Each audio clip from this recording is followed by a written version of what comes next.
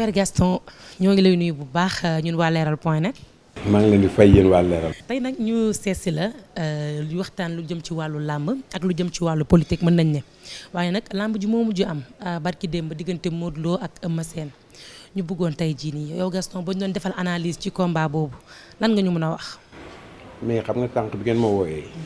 d'abord bi ma nuyoo seen téléspectateurs yëpp nuyu Sénégalais yëpp nuyu amateur làmb yi ak ñi dul amateur ñëpp daanaka Sénégalais yi sànq bi ngeen ma wooyee dama ne ni làmb gëj naa ci wax à part bi ñu tëggee suñu combat Balla Gaye Modou Lo bi et avant ça toog naa presque ñeenti at yoo xam ni dugguma ci làmb ji et que depuis Balla Gaye Modou Lo aussi duggaatuma ci làmb ji parce que dama ne woon sax dootuma ci wax mais comme vous avez insisté man rek naa ci cof ndax li may wax bugguma wax lu ma xamul parce que soo ma nee defal analyse ci combat bi mënuma ci def analyse parce que làmb ji man télévision laa ko seetaanee ci TNT bi donc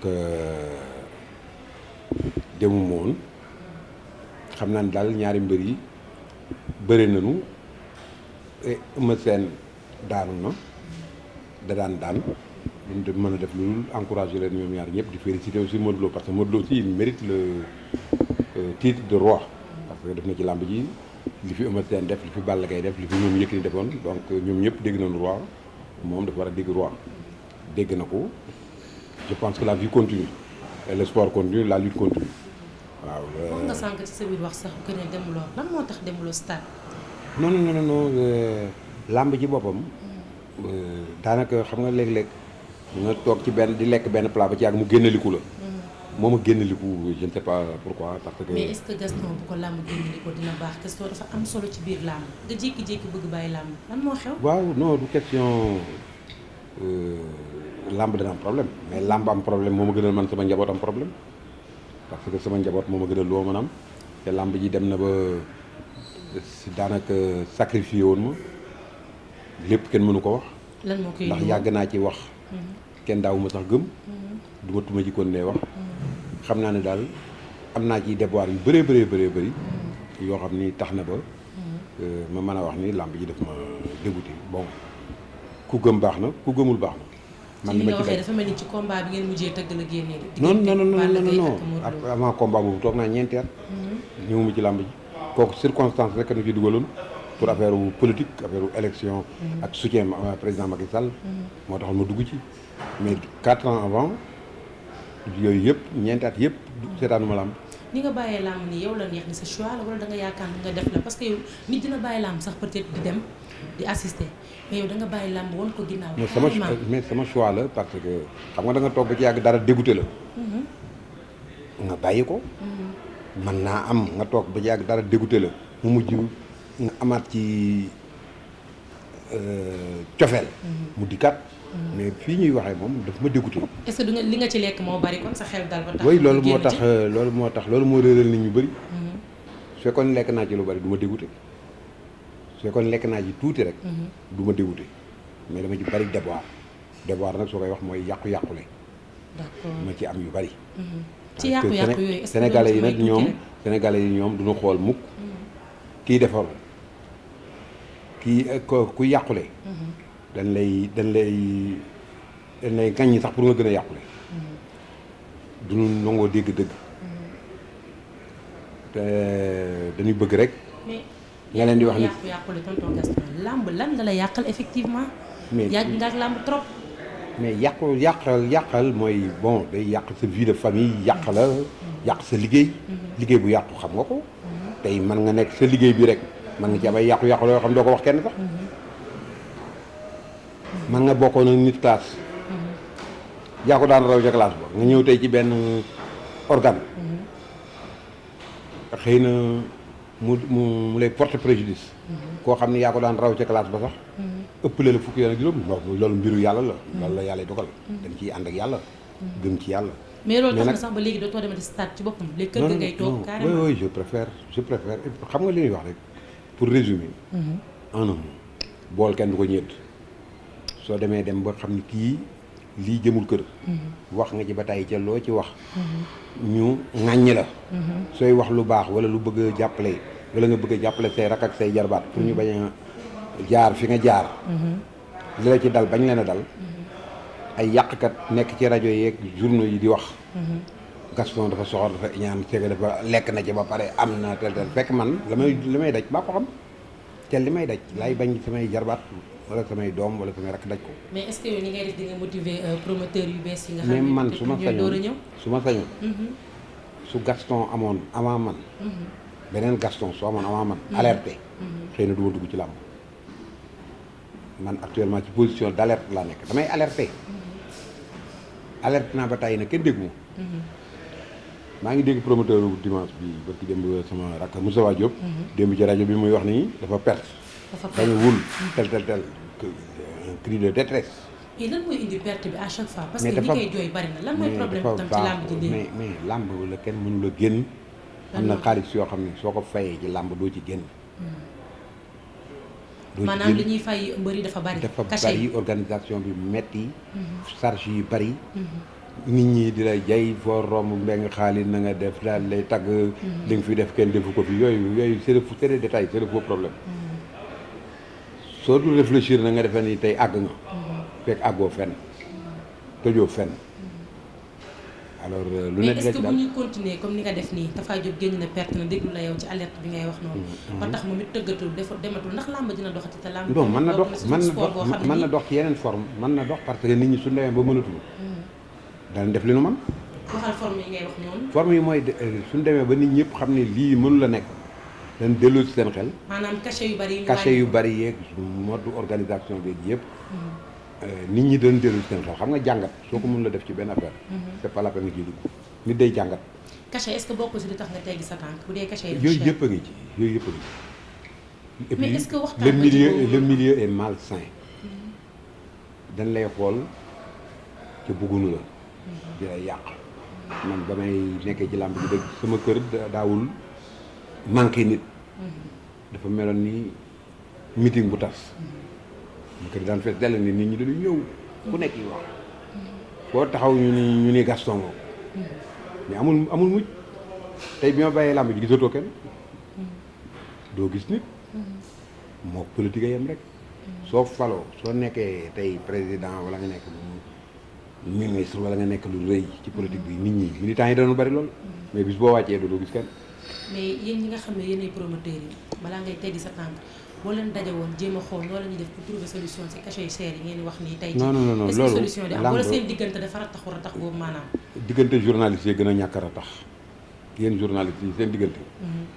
fóot leen seen li ci seen biir kër bale ko ba pare soog di bale kër jàmm. non mais yéen. non da ngeen bokk ci ñi nga xam ne yéen itam da ngeen doxal def da yéen itam da ngeen cee bokk dox ci développement dëkk bi kon yéen bokk leen ci développement. ñun ñëpp ci lañ bokk wante yéen da ngeen def mais lu kon am solo bala ngeen di ngeen def amul solo.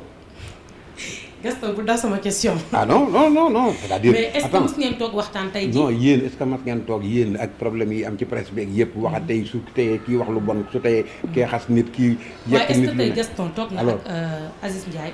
non toog ak Luc Nicolaï toog ak Moustapha Diop ñu waxtaan xool nan la ñuy parce que yéen ñëpp boo leen manqué woon tey cachet cher yi ngay wax du am doole. association des promoteurs sax am na. amoon na lépp ñu ngay waxtaan ñu ngay def lépp. mais ça ne résout pas le problème. affaire u xaalis la xaalis dafa bari doole. li ko lijjanti bariwul. man yombul. xaalis moo bari doole.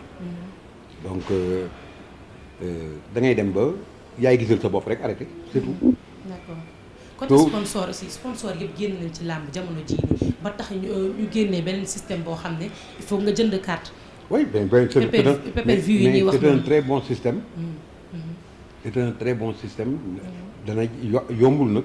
et puis tout début est difficile. dana jafe mais lii bis bu demee ba roode.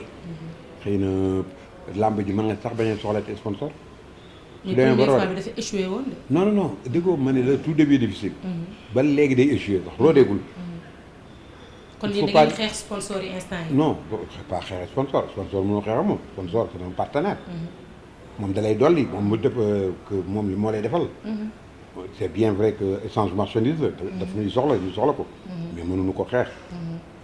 mais nag système bi bis bu roodee ci Sénégal.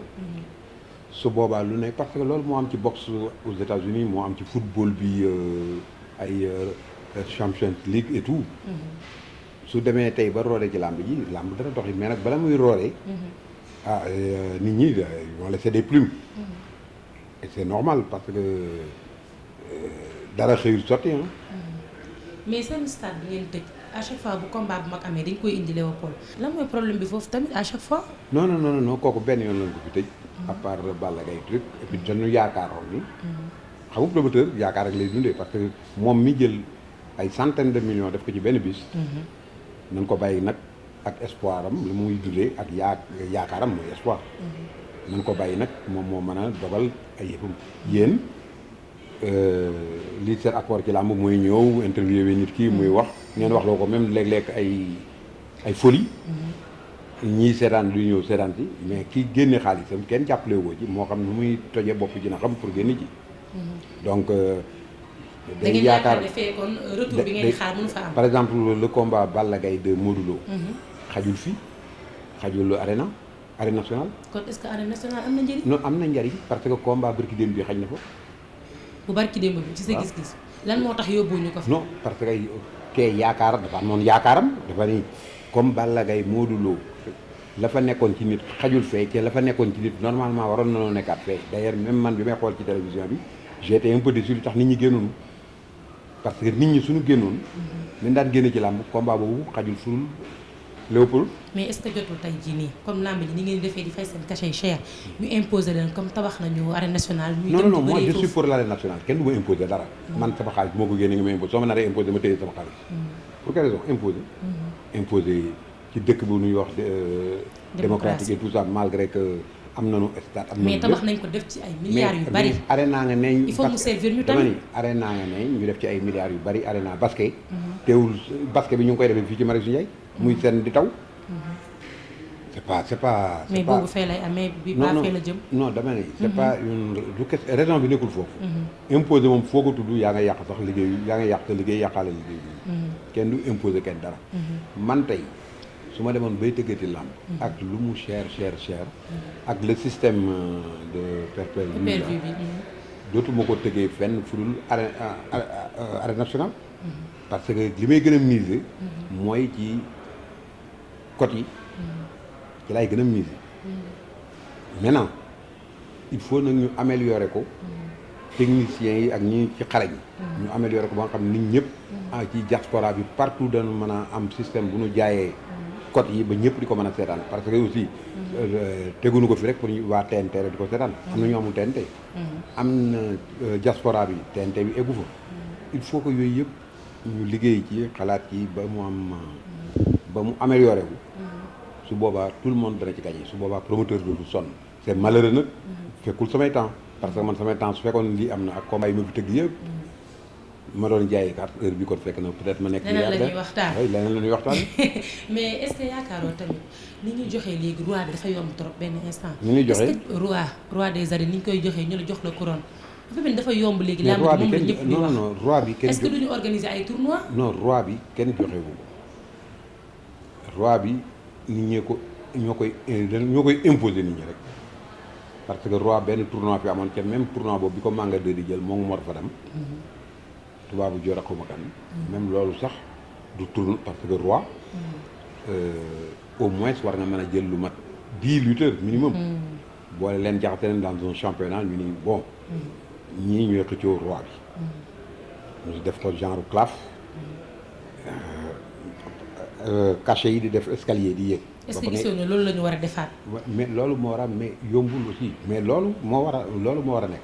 mais comme affaire roi nii la ku daan ki ni moo mujj nekk roi ki daan roi nekk roi ku daan roi nekk roi.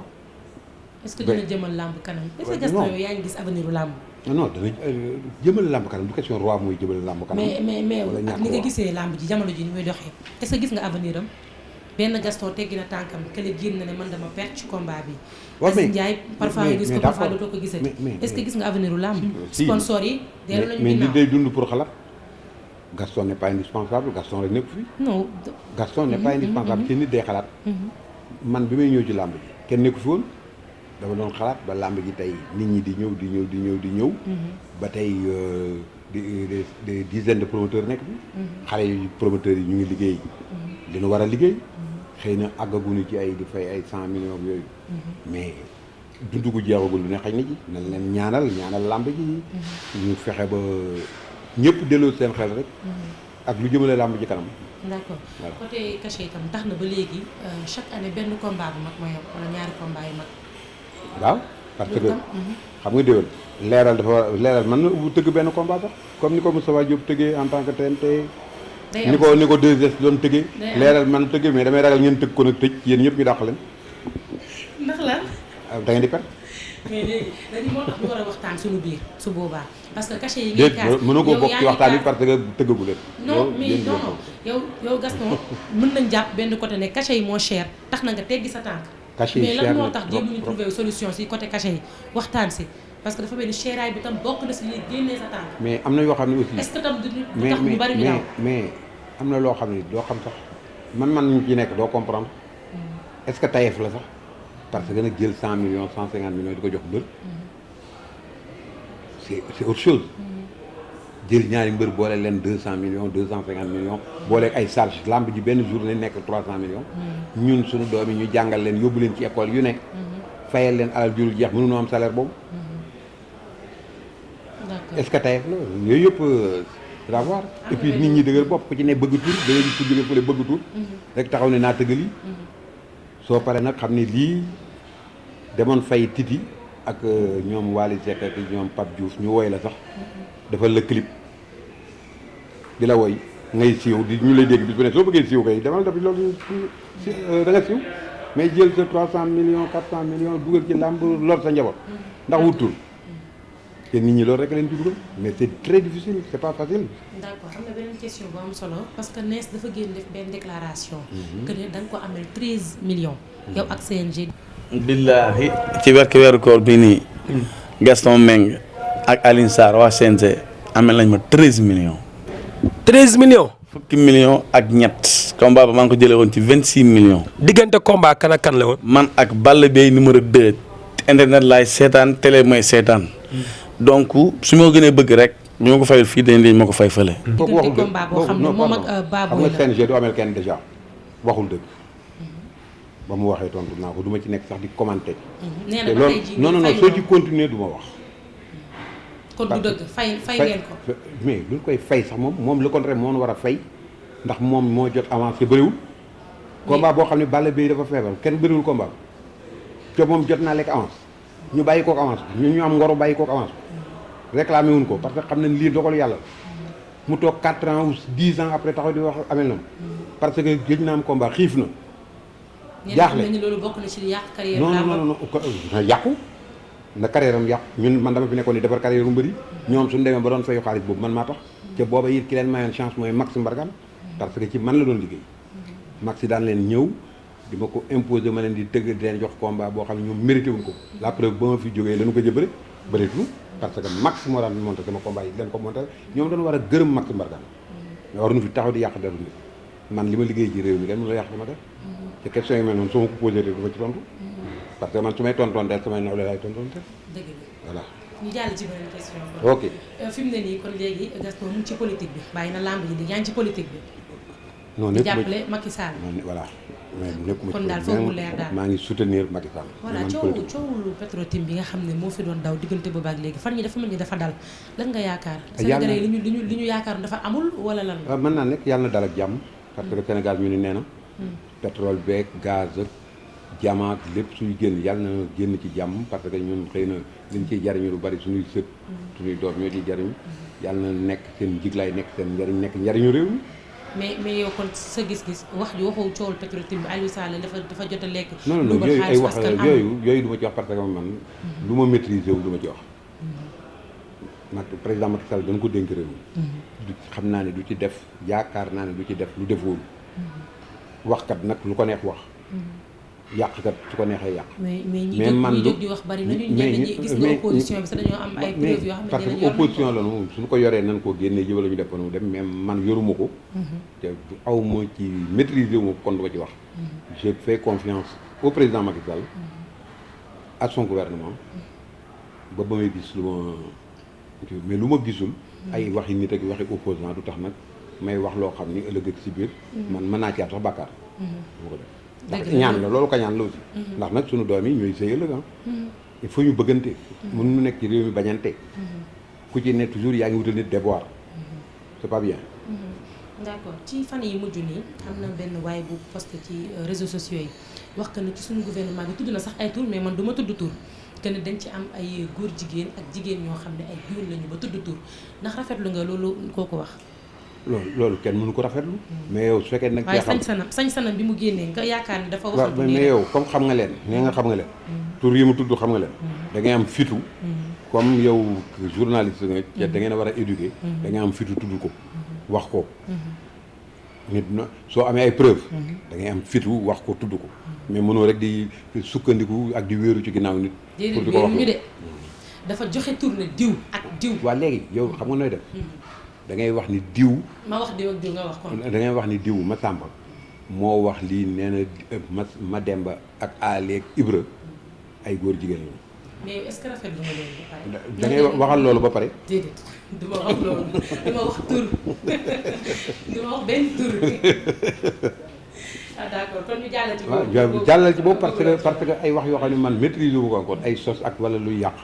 de toute façon loolu même su nekkee kenn rafetlu ko. ku góor jigéen kenn rafetlu surtout ci sunu réew mi kenn bugg mais su fekkee ni amul wala kooku day sos wala muy sosal ay nit du lu baax parce que lu mel noonu moom koo gis da ko war a wax pour réew mi xam ni diw mii la ñu moytu ko wala ñu jéem koo changer c'est tout. dëgg la wax nga dëgg lu la leerul daal doo ci wax. voilà. voilà am na beneen cas tamit Guy Marius Sagna di activiste. xam nga Guy Marius. bokk ci mouvement France Dégage ñu ne dañ ko jàpp ndax fausse alerte terroriste. nan nga gisee loolu est-ce que c'est normal parce que moom mën nañ ne li mu wax aayul. ñu ne dañ ko jàpp yóbbu tëj ko. loolu nag en tant que sénégalais. loolu nag liggéeyu justice la. mais sa xalaat ndax ku ci nekk ngi toog di joxe avis si loolu. waaw mais ñooñu joxe avis xëy na dañ cee xam dara. man dégluwuma ko. liiruma ko honnêtement laay wax. parce que man dara feesul sama bët. lenn rek laa cof ñu ni que bi mu ko waxee ñu bëri. dugg nu avion dañu bloqué vol yi. arrêté donc loolu ça a porté préjudice à des milliers de gens. yoroon na liggéey yoroon rendez-vous yoroon a gagné ji xaalis yoroon def lu ne. mais loolu nag soo ku ko def ba porté ay nit préjudice. ah tooñ na xaw ma nag noonu la demee su fekkee ne noonu la demee. loolu kenn warul wax. di def ay alerte yoo xam ni. moom dafa ne alerte bi mu def mooy nañu bàyyi xel ci français yi ndax ñu ngi am lu ñuy préparé fii ci Sénégal. waaw su fekkee ne noonu la xam nga du ma ci tontu parce que yow xëy na xam nga ci. na mu waxee man dégluwuma ko. fekkewuma justice daal joxe na kiyam. ñu ngi ci enquête. mi ngi ci enquête. téye nañ ko moo xam lu tax mu téye ko xëy na dañ ci am lu wóor lu tax mu téye ko. mais nag kanta ne ma rek téye nañ ko yóbbu nañ ko nit ñi nee nañu man boo wéy ci nit ñi nee nañu. parce que nit ñi fii dañuy nee nañu rek. waaye li am laa la wax. ma ni li am laa la wax. lan moo am. dama ne moom dafa wax que ne nañu def attention ndax français yi. est-ce que noonu la ko waxee. loolu la wax. waaw non mais est-ce que ak li noonu mu posté ci page kon léegi Facebook am. kon da ngay dem tribunal na nekk témoin nan leen li ngeen ko jàppee waxul noonu lii la waxee. tey daal fi mu ne mën nga jàpp def mën nga daal. waaw parce que yaa ma jàpp bëgg ma ba tey ñu tëb dem si beneen rek ba tey. voilà ba fi mu ne nii nee nga bàyyi nga làmb nekkatoo promoteur. yan relation nga am ak Luc Nicolaï instant yi. mais relation de Sénégal ak Sénégal Luc Nicolaï ban relation la moom sama rakk la bokkunu fu ñu jëm bokkunu lu ñuy fréquenté bokkunu dara. mais sama rakk la waaye ci milieu bi ngeen bokk. non du question laajante du question laajante wala yooyu. il reste mon jeune frère sama rakk la amuñu nag comme Sénégalais yëpp man dafa mën a am ak Sénégalais yëpp. non yéen a bokk li ngeen non làmb ji ñu fi nekk ñëpp même amateurs yi ak promoteurs yi ñoo bokk lay dox. même su ñee tëggul làmb. mais c'est un garçon très sympathique. man ragal naa ni bi may mujjee gisee ak moom sax fii la ñu gisee. restaurant bi toog waxtaan mais amuñu problème. dama ragal pourquoi tout le temps ngeen di bëgg a trouver ay animosité entre les gens. non dañuy bëgg xool nag diggante non lu ngeen di xool. am ngeen lu ngeen di xool xam nga xoolkat xam nga xoolkat taxal ma wax xam nga xoolkat la ngay wut a xool lu ko yées nga sa biir kër yow ak sa jëkkër ca waxoo. waaw non xam nga li ngay xool ak di ko gëstu. lu ko yées yaa ngi koy dund. te doo ko wax. ba pare bëgg nit ñi weerante ci mbedd bi. ak ci journée bu jàmm amee non jàmm rek am jàmm rek am man jàmm rek nekk seen diggante. ñoom ñëpp jàmm awma problème ak ñooñu taluma ko sax. voilà defal ñu quelques témoignages ci kii Ahmed Amar mi wàññeeku barki démb. non kooku sama mbokk la sama cousin la. man Naaru Kajoor la sama maam Ayda Sabar la tudd. ñoo bokk maam. moom maamam Amar yi sugu yi Saadi yi Sabaara yi. ñun ñëpp ñoo bokk maam sunu maama daroon yonent bi. moo tax ñu tuddee lu dara manko sama mbokk la di sama xarit aussi doon nit ku baax koo xam ni réew mi yëpp ko amee njukkal même ñi mu bokkalul ñëpp ko amee njukkal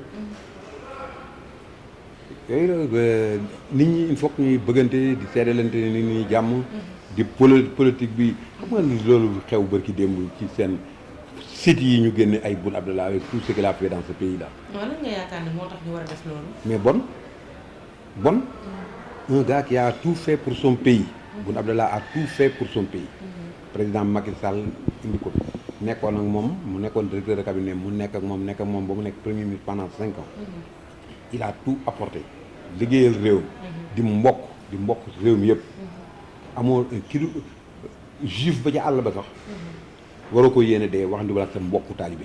mais ñoom yéen a ngi dee dañuy def feebar rek. wala def benn image non am na image yoo xam ne koo ko def mourant. da nga koy yéene mu de.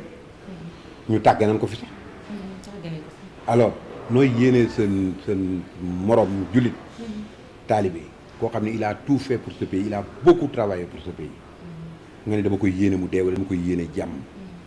te lépp ay affaire politique ñoom it nee na les politiciens. ñooy yéenante musiba yéenante yu kenn xamul du ñu yéenante jàmm. mais Boun Abdallah gàccee ngaa laa moom. yàlla na ko yàlla delloosi ci réew mu continuer soutien bi muy soutenir le président Macky Sall. lu ne ñu ngi ko ciy wax et tout ça mais tout est faux. dafa am mbokk nag nekk ci jàmm am ay xarit nekk ci réew mi liggéeyal réew mi. ku ko bañ ak ku ko bañul yëpp nag ku ko contre ak ku ko supporté yëpp nit ki nag na nga xam ku ne nag na nga reconnaître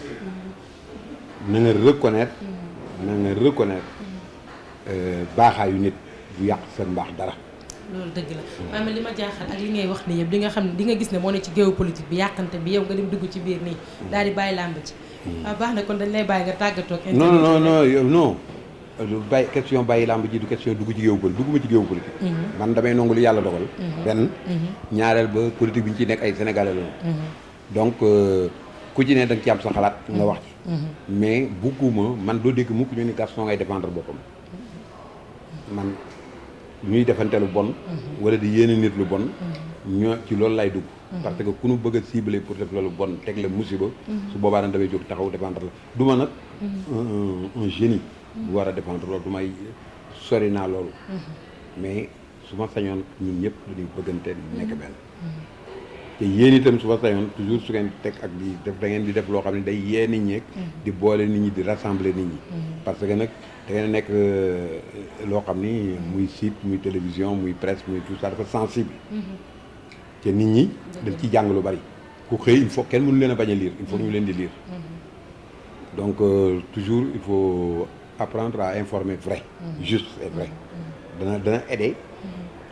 dana aider lu bëri population yi am na nag ñoo xam ne buzz rek la ñuy wut.